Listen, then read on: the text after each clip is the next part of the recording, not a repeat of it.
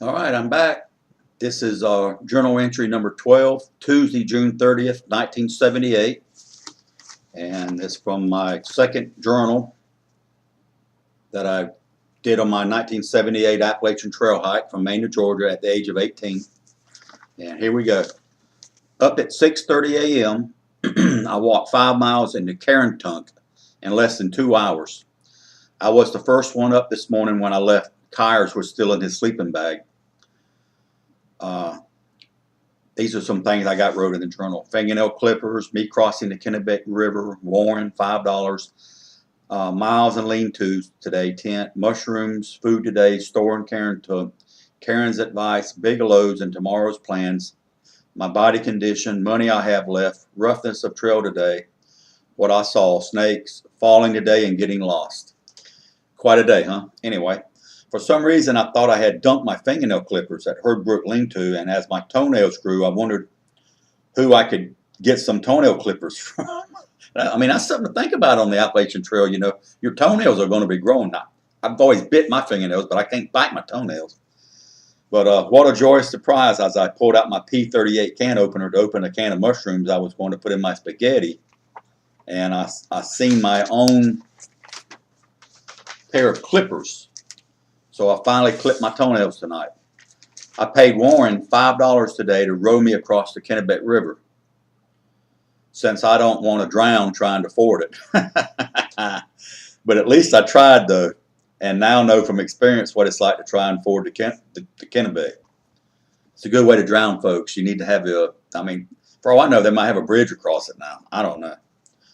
I am now 158.5 miles away from Katahdin that I walked every inch of. I was a white blaze purist, by the way. I am sitting in my tent, mosquitoes, at East Carey Pond lean-to. I changed underwear and put on some dry ones. It'll take me about another 200 or 300 miles before I realize you don't have to wear no underwear. I'm only 119.2 miles from the Maine-New Hampshire state line. Today I walked 15.2 miles. The man at the Carentunk store today said he remembers Eric Ryback and Grandma Gatewood. Wow.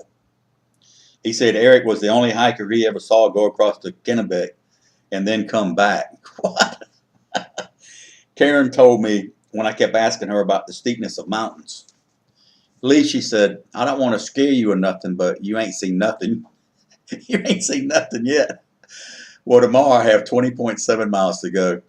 I'm going to have to call forth on all my energy tomorrow, since I'll have a little Bigelow Ridge and Avery Peak to climb right at the end of the day. But even if it takes me 12 hours, I just know I will make it up.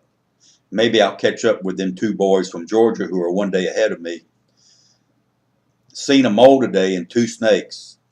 And the reason I know that they were ahead of me was because each lean-to has journals in it, and people write in them all the time, and they talk about everything. So you know who's in front of you or who's behind you. My body is really getting tough. The longer I stick with it, the tougher it will get. The only blister worry I have now is my left heel.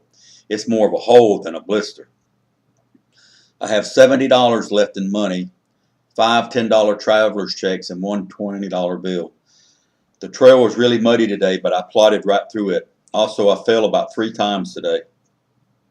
I failed 3 times today with that big pack on. If everything goes